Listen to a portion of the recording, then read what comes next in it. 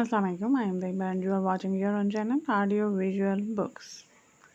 With the Daily Dawn editorial and opinion section, I am here. Command and Control Governance by Fahad Hussain is our today's opinion in Daily Dawn. It's 11 July 2020.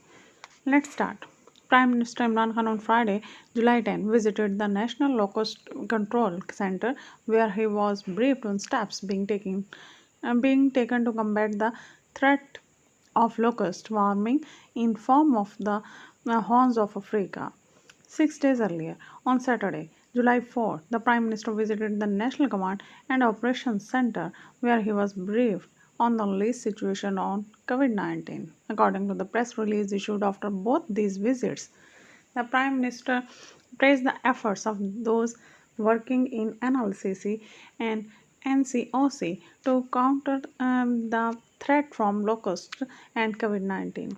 These twin threats pose huge challenges for the government at a time when governance is perceived as the weakest weapon in the PDI's government's armory. However, something interesting has happened in the last 4 months and it holds crucial lessons from the past to the present and for the future. The NCOC and NLCC are valuable examples of what, in our context, is called hybrid governance.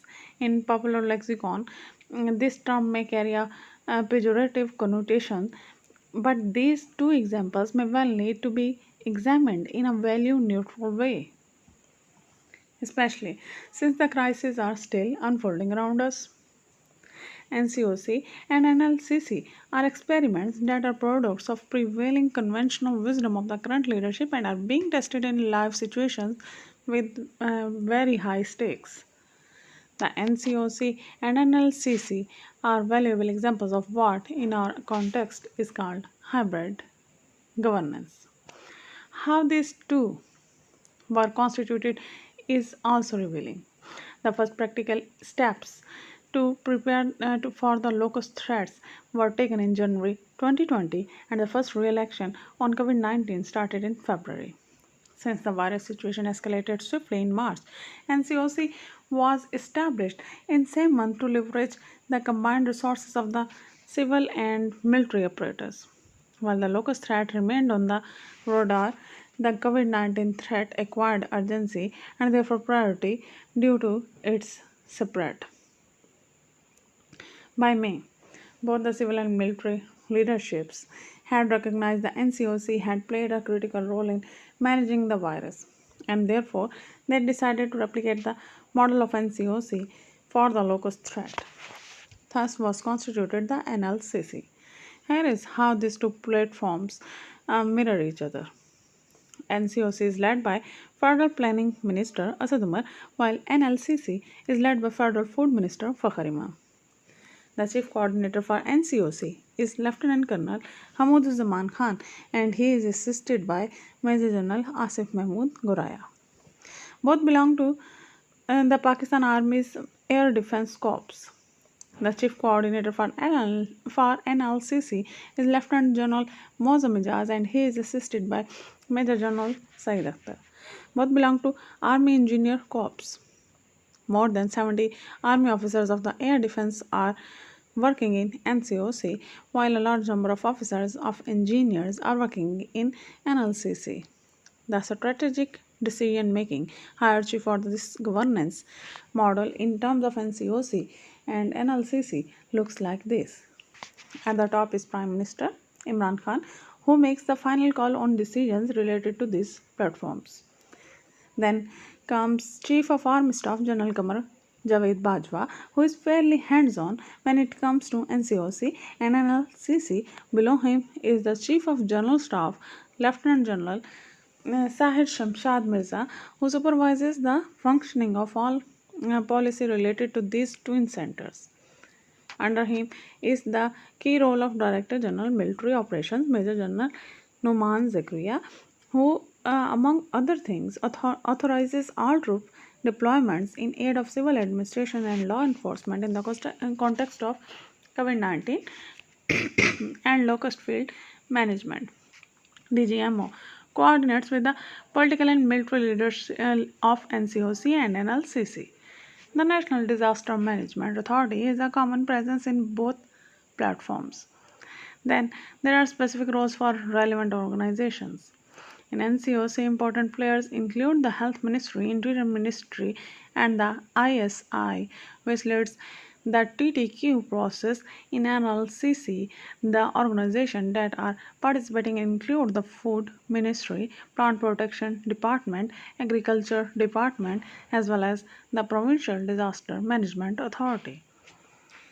As this hybrid workflow travels downward organizationally, it reveals the strengths and the weakness of our system of governance. COVID 19 exposed the terrible state of the health sector, but NCOC managed to prop up systems on a war footing to cope with the emergency.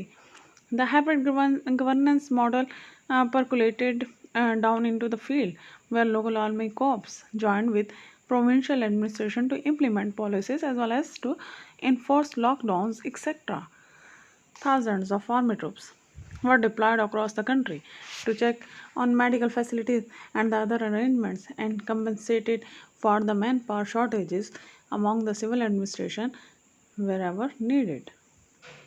The locust threat has exposed the terrible state of our preparedness to manage threats to food security. The Plant Protection Department till the 1990s used to have 20 to 22 aircraft available for supplying field. Today they have 3. This is where the Army Aviation stepped in with 1 plane and 4 helicopters that are being used for supplying against locusts. In continuation of this hybrid governance, nearly 10,000 army troops are deployed in the field to conduct surveys and execute supplying on the ground through tractors and car mounted machines. In short, NCOC and NLCC are forging ahead with the hybrid governance model at a time when the political government and civil administration were ill prepared for two simultaneous crises of such proportions. However, this model of governance raises some critical questions that must be answered once the situation settles down. Number one, what key weaknesses have been identified in the political leadership's decision making and how should they be fixed?